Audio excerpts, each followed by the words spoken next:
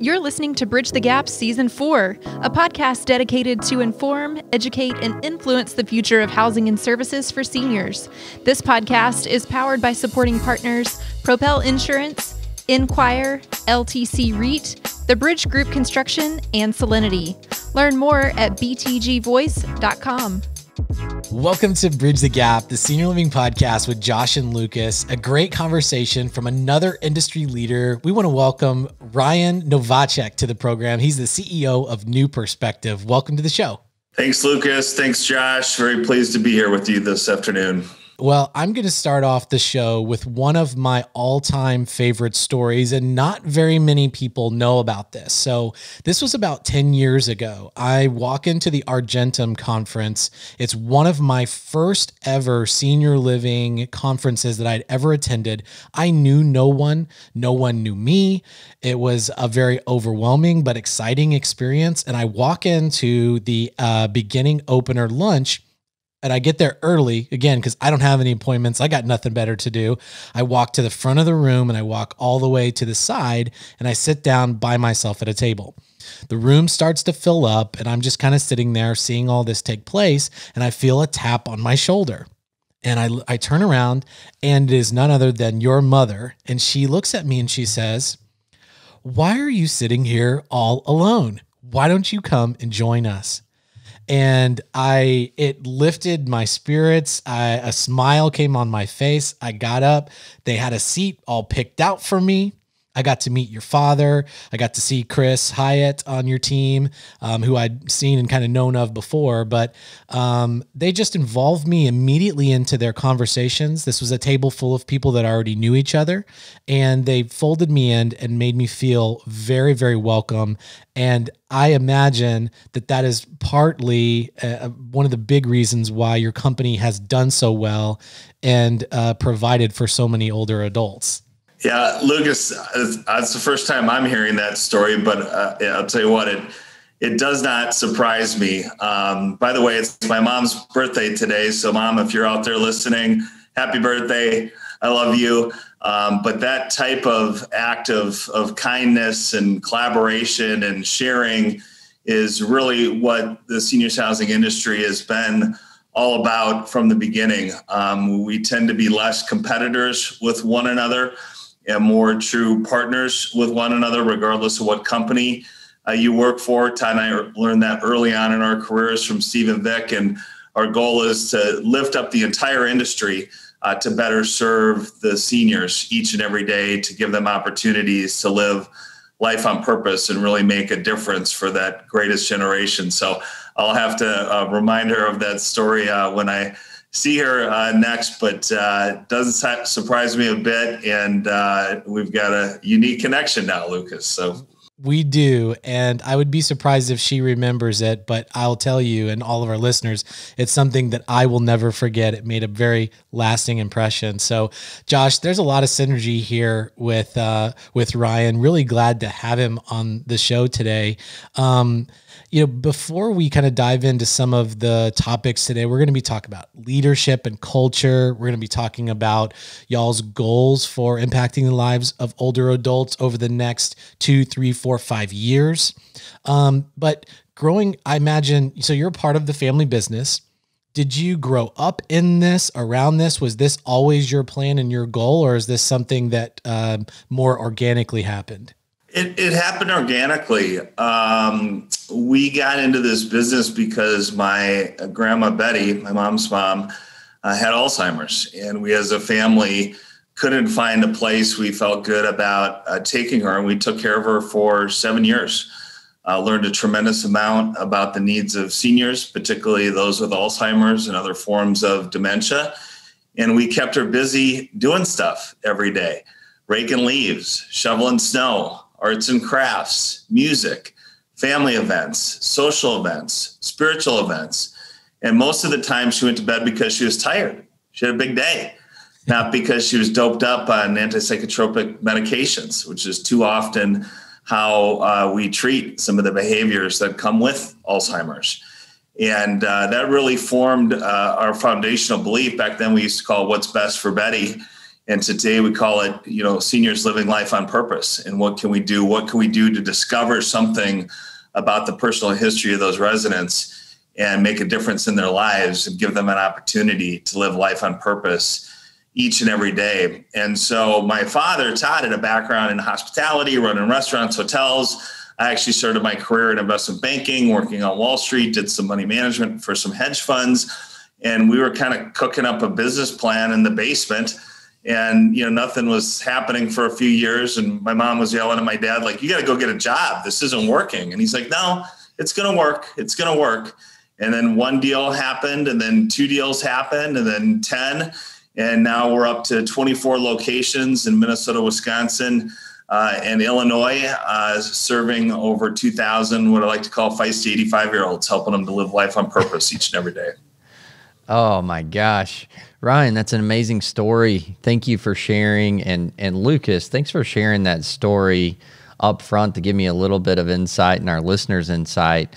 Ryan, you're hitting all of our passion talking buttons. So I think our challenge today is going to be like, how do we turn this off? We're gonna want to talk to you for a while, but let's dive in a little bit more on the culture piece, because that really resonates, and a lot of people throw around, I think, too loosely the word culture without really kind of giving some substance. You guys are obviously known for your culture.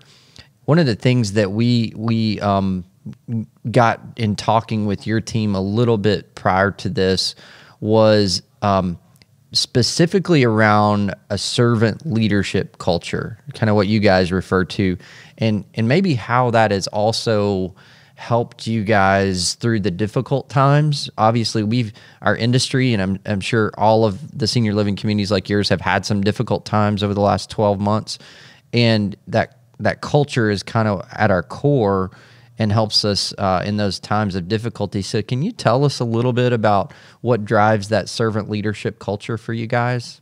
Sure. Well, people are literally the most important part of our business. We need to find folks that believe what we believe, folks that are passionate about serving seniors, and then we need to serve them by giving them the resources they need to do their jobs each and every day. And so years ago, we embarked on kind of a cultural transformation in the organization. And you're always transforming to some degree as it relates to culture, but to really double down or triple down on servant leadership and our commitment to collaboration.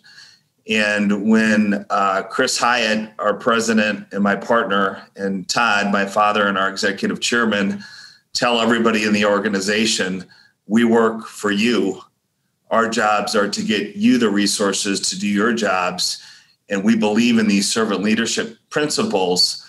That resonates with folks. It's different. Not everybody is architected that way. Many organizations are top down. They're dictatorial. They're not about collaboration. They're not about servant leadership.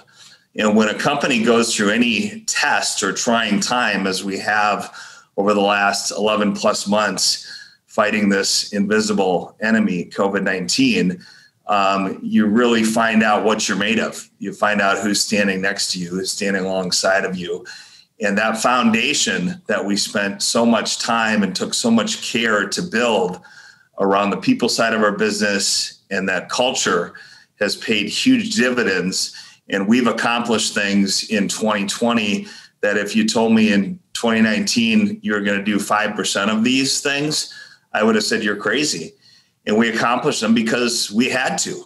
This team literally worked every day from the end of February through the 4th of July, 14, 16, 18 hours a day, whatever it took to make sure our residents and our team members were as safe as they could be and had all of the resources they need to do their jobs and for our residents to live out their lives in our communities. And we were a family before COVID.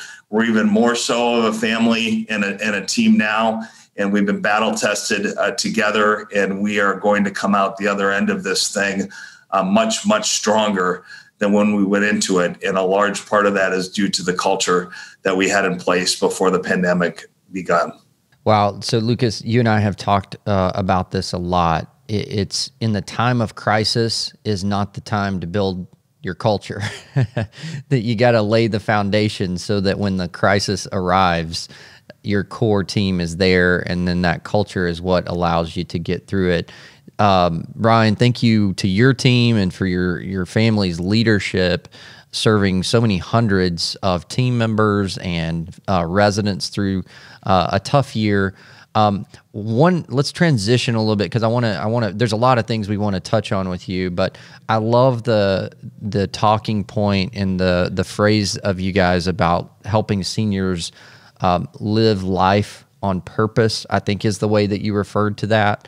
And you guys have set some goals, and I don't want to misquote that, but correct me if I'm wrong, but I think it was something like 10,000 seniors living life on purpose within a few years. Can you unpack that a little bit for us? Yeah, well, there's an old adage: if a business isn't busy growing, it's busy dying. And I believe that's truly the case. And so we like to set, BHAGs, the big, hairy, audacious goals. And we set one a few years ago saying we'd like to get to 10,000 seniors living life on purpose by 2025. And we began putting strategy and plans in place to make sure that that happened. And that involved, a bit of a transformation across the organization, if you will, a new perspective 2.0, to make sure that we had that foundation poured, the people right, the culture right, the platforms right, the systems dialed in, standardized ways of doing things, repeatable processes, and really kind of, try to put the plane together while it's on the ground, or at least flying at a low altitude, versus trying to put it together when it's 50,000 feet in the air. We've done all those things. And now, despite the pandemic, by the time we got to July, August, it's almost sad to say it, but many of the things we needed to do to deal with COVID-19 were becoming standard operating procedures for us. And throughout the pandemic, we've kind of been a couple months ahead of where we've seen the feds and the states, and tried to intentionally stay ahead of the game there so we could pivot to growth at the right time. So during the August, September timeframe, we started saying, hey, what is going to happen on the other side of this thing? Going into it, the industry was already fragmented. We had a lot of folks getting into the industry that maybe didn't really quite understand it, thought it was apartments, thought it was hospitality, thought it was real estate, and now are certainly going, oh yeah, everybody that told me that this was healthcare, it's healthcare, big time. And so I think that's going to create some pretty seismic shifts in the space as we kind of get into the spring, summer, and into the later in 2021 and 2022. And so we started to lay some plans for that growth to be ready for it. And we're doing it across a couple of different vectors. Years ago, we partnered up with a group called Bolt. They're a 130-year-old family-run business, very similar to ours, out of Milwaukee, Wisconsin. Big believers in culture, big believers in people, focused on healthcare and heavy industrial, had been in seniors, got out, wanted to get back in. We formed a partnership, and we actually opened 2 new projects with them as our investment partner and development partner in Milwaukee in the middle of a pandemic. Our Franklin location opened in July, and our Waukesha, Wisconsin location opened in September. And both communities are literally off to the fastest lease ups in the company's history. And close to 70% of the move-ins are independent living. It's the opposite of what you would think. You would think the need-driven would be more robust, and we're absorbing 8 to 10 new move-ins per month. So despite all of the negative press out there, we and many others in our industry are doing great things for our seniors. And when we have an opportunity to present our value proposition to folks, they want it. They want to live life on purpose. They want to be around other people. And now that our vaccine clinics have begun, we've got light at the end of the tunnel, and we're going to be very focused on continuing to grow our development pipeline with our partner, Bolt. We are also working with them on raising a $500 million programmatic equity facility to go pursue core plus value add acquisition opportunities. We think there's going to be a number of those that come available at much more attractive price points versus where prices were pre-pandemic. And we're looking for folks, or maybe there's been an emotional shift with the ownership. Maybe the owners have been doing this for 25 years and they don't want to stay in the fight. Maybe they got into the business thinking it was this, and now they realize this is a healthcare and senior focused business. And then find a way to craft, a win-win scenario, for those sellers and to deploy that fund. So our goal of 10,000 might actually turn out to be too low. It seemed like a really big number at the time, but I wouldn't be surprised if that number is not closer to 20,000 seniors living life on purpose by 2025. Wow. Well, super exciting to hear that information. And it's consistent as me and you, Lucas, get to talk to a lot of awesome providers because of this platform, because of the Bridge the Gap network. And you're exactly right, Ryan. It's very different than what you might read in a headline, the actual reality when you go into these communities, what's really happening. So thank you for sharing that. So you touched on something and kind of gave us a little bit of insight into, I think how you phrased it was potentially some seismic changes coming.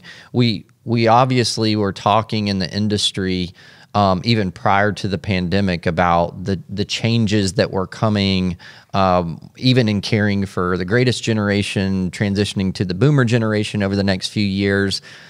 But now we've got the pandemic as well. Maybe we're hoping the end is in sight at some point. But can you kind of unpack for us? You guys are obviously very forward-looking. What are some of the bigger changes, and what are our responses? What do our responses need to be to the changes over the coming next few years? Well, one of the things, and it was starting to happen pre-pandemic, and I think the pace is going to accelerate, is the healthcare value chain that's out there, for lack of a better term, has always kind of known we exist. They kind of have known we can add value, but we weren't in the payer stream vis-a-vis Medicare and direct private insurance. And so we were kind of this afterthought. And I think what's happened, and I think the pandemic has accelerated this, is really brought to the forefront, what some of our bread and butter is and how we can add a ton of value to the overall healthcare value chain. And that's really around care coordination, chronic care management, whatever you want to call it, managing risk pools, could be something like Medicare Advantage, some other forms. But we are in such a unique position to help all different components of that healthcare value chain really optimize and deliver healthcare to seniors in addition to the basic activities of daily living, which we provide them. So bringing to bear rounding docs, pharmacy, PT, OT, hospice, podiatry, could be dental, could be vision. Psychological services are extraordinarily important. And so we see and touch those residents every single day. And then we work with all of those different healthcare providers to help produce outcomes for those seniors.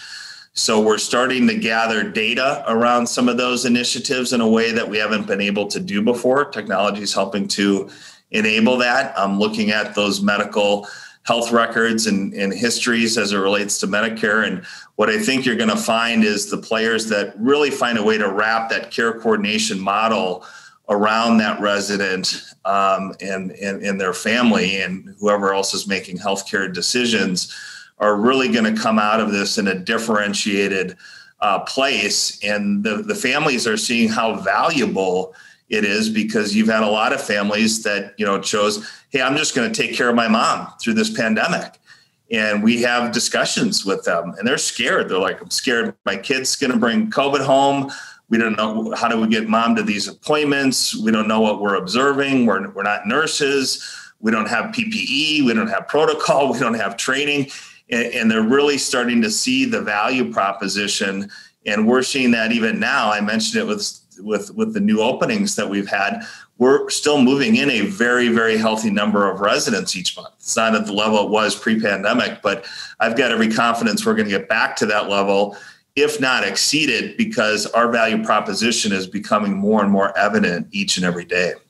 Well, one of the things, just hearing you talk, Ryan, I imagine you guys have such a unique perspective and appreciation.